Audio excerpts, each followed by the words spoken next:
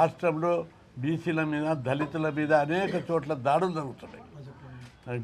భద్రత లేదు వాళ్ళందరూ గ్రామాలలో.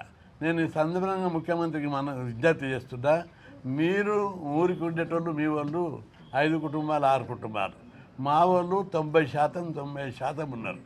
మేము ఇట్లా ఒకటైతే మీ వాళ్ళు ఏమైనా ఉంటారు. మండల్ కమిషన్ అప్పుడు ఏమైంది, ఉస్మాన్ యూనివర్సిటీలో రిజర్వేషన్ వ్యతిరేకించటోళ్ళను తరిమి కొడితే రెడ్డి హాస్టల్లో, వైశ్య హాస్టల్లో, వివి హాస్టల్లో పోయి తలదాచుకున్నారు.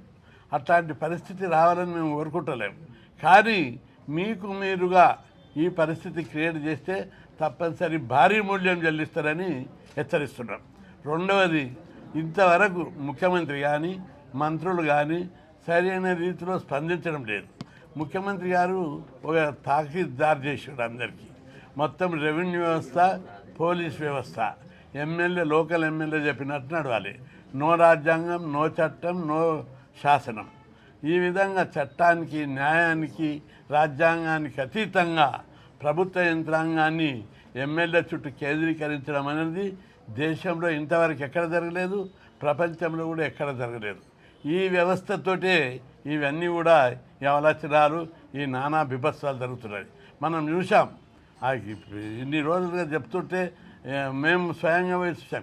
ఇంత కర్కశంగా, మా అమానుషంగా ప్రపంచంలో ఎక్కడైనా జరుగుతుందా? 2 సంవత్సరాల పసిపిల్లని కూడా తంతారా? 2 నెలలు చిన్న పసిపాప.